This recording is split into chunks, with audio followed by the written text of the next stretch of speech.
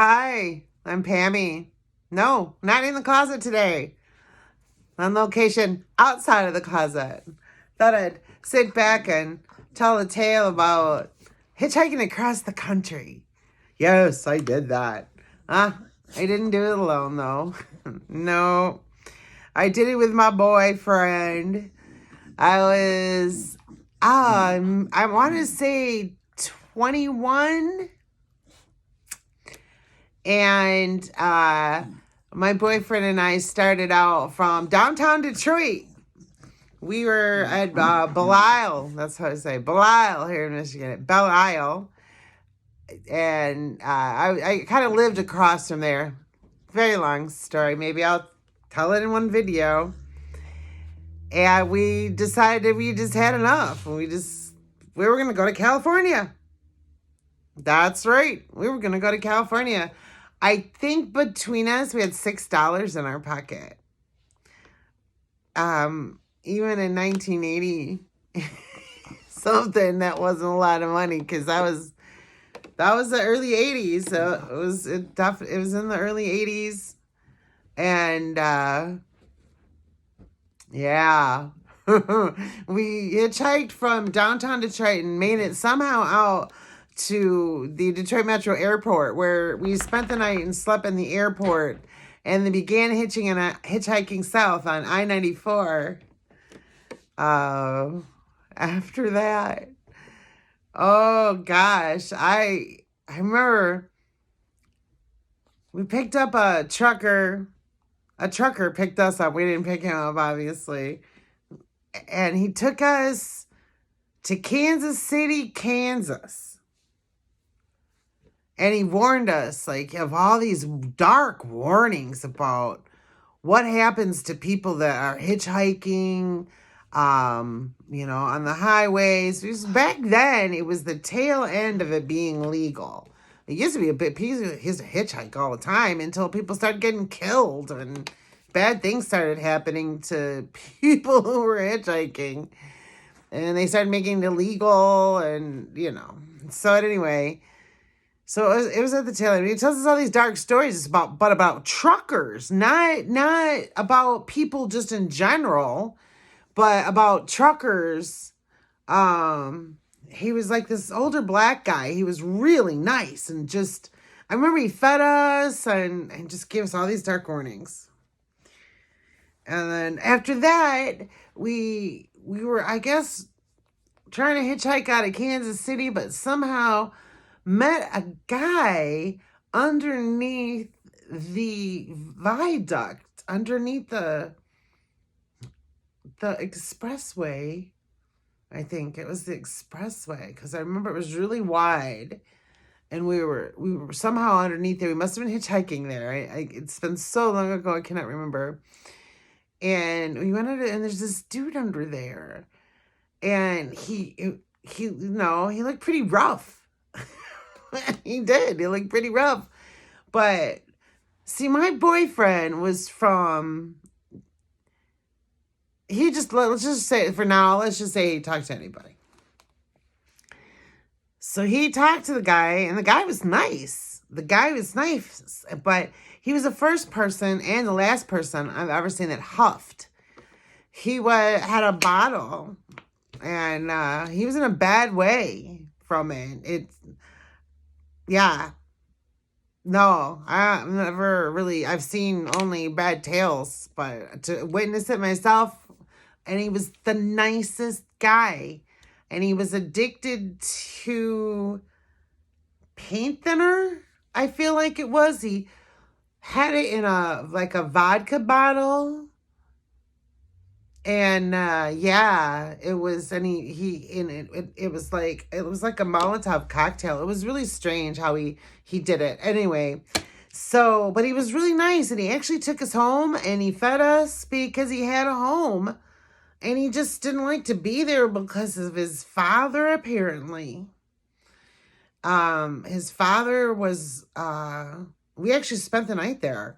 His father, I guess, wasn't a very nice guy, but he took us home and he fed us, And he wouldn't let us take a shower, but he did let me wash my hair. I remember that. It was really weird because I needed a shower so badly. Oh no. And but he let me wash my hair, and I had like, it was like night and day. This guy, when he saw my hair dry, he was just like, wow, it's like super long blonde hair. And I remember that he just literally liked my hair, and he let us sleep in their RV next to the house. And we kind of had to sneak to do it. Okay. I don't remember how old he was. I feel like he was in his 20s also. And yeah, I think so. He was in his 20s. And he never put that bottle down that whole time. I mean, we spent the night out there. Maybe he slept and didn't, I don't. But then the next day he came out, and I remember he gave us something to eat and pointed us in the right direction, and we left. And I always wondered about that guy. What, addiction is a pretty rough thing. Yeah, and I feel like it was addiction because of abuse. I was out hitchhiking around 20 years old because of verbal abuse. And I still say that out loud, and I cringe, like someone's gonna come along and hit me or yell at me or scream at me and say it's not true and you're mentally ill. But maybe I am, but I was still verbally abused. So here I am out with my boyfriend hitchhiking across the country, and now you can't really hitchhike in Kansas at the time. We had to walk, and we walked for miles through dark cornfields, and we were hungry. I remember going by like this huge Conagra plant, walking by it in the dark, and it was spooky. And my boyfriend had come on some change. He always found change on the ground. He literally had change, and we went into a 7-Eleven, or no, it wasn't. It was like a Circle K, or it was something that we didn't have here in Michigan, and got some Jolly Ranchers. And it was really surprising how that satisfied your hunger. It tricked your brain into thinking that you were eating, and it really did a good job until, but we walked 25 miles, I think it was, from Kansas to into Arkansas. I have no idea. All the adventures, the dangers, the wilds. And we were trying to get, like, sober too. We were like, you're freaking sober. And until we get into, I think it was Amarillo, when things started to get really crazy. We finally got picked up by another trucker. Maybe he was heading to Amarillo. Okay.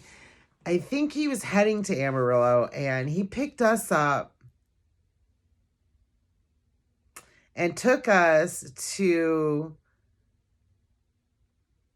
this truck stop. He drove us a long way, and took us to this truck stop where he offered to pay for a shower for us, and he did.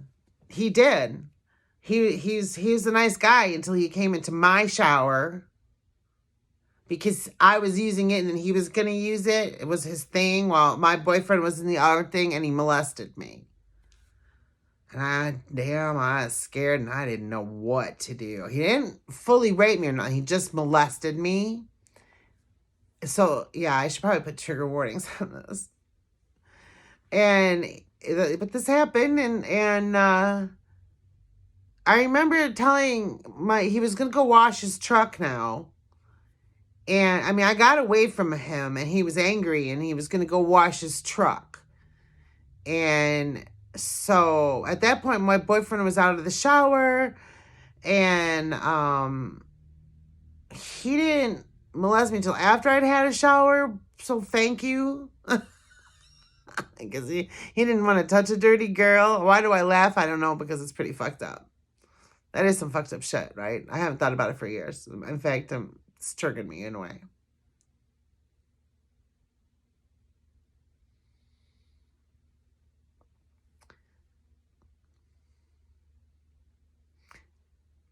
So I was scared. And my boyfriend, I told him, I said, I don't want to go with this guy anymore.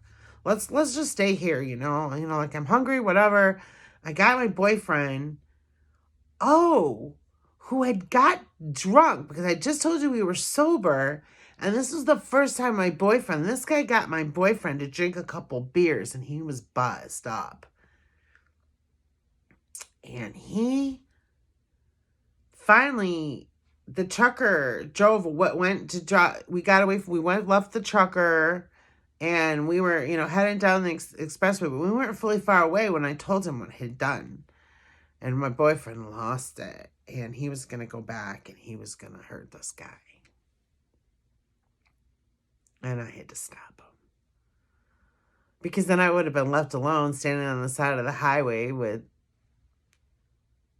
no one because he'd gone to prison or something because he was out there beating the crap out of some trucker who molested his girlfriend.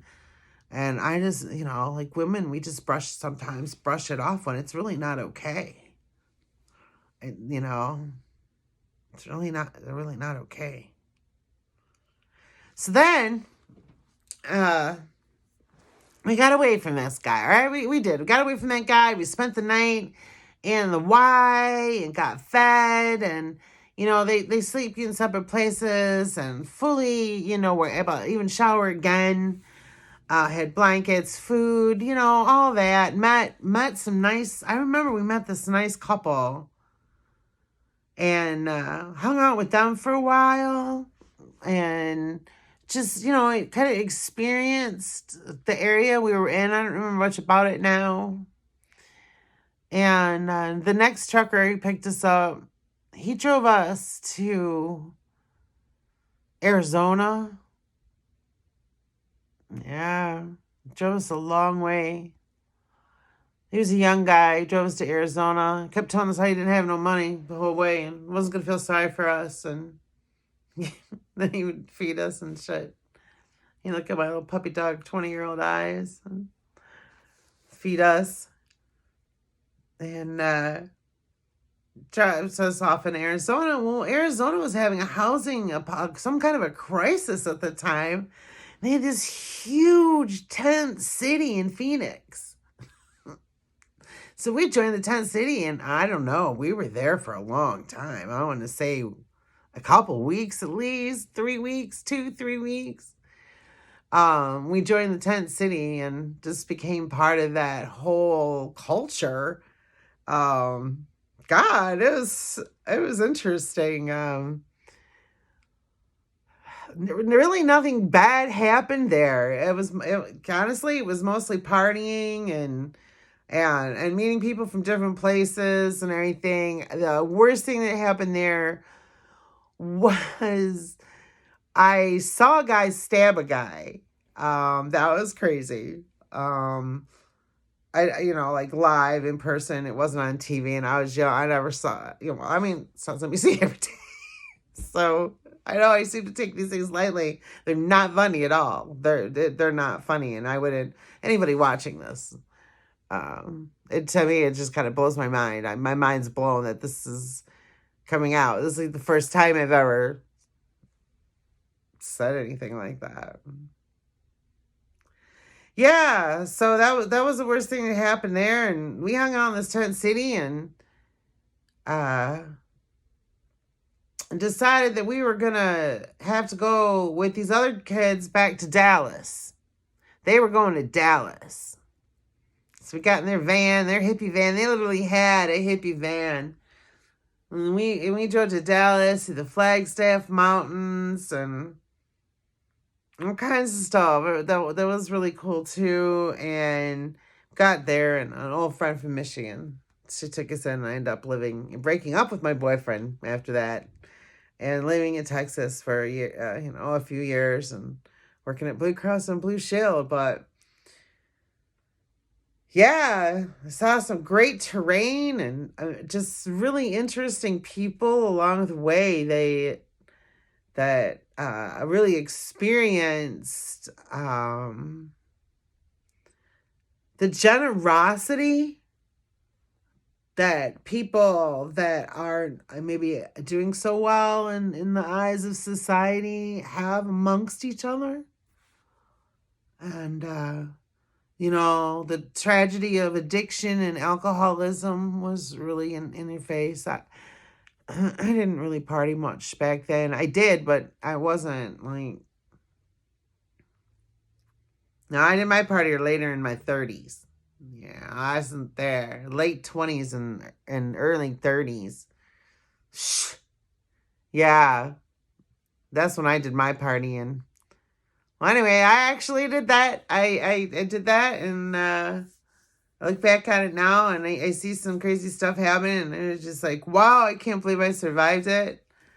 Uh, Oh, gotta thank the cop too. There's a state trooper, and we were, I think, on I-70. We were gonna go head up. I think it's spring. I think we were gonna go ahead and just hitchhike through the mountains because we thought we'd like to see Colorado, and he thought he'd like us not to do that because he'd like us to survive. So we got a little lecture off the expressway from a state trooper in Colorado who saved our lives. Oh, wow. That's a cringe story. Anyway, thanks for tuning in. Thanks for hanging out with me. And yeah, it doesn't always have to be in the closet. Yeah, have a great day. Love you. Bye.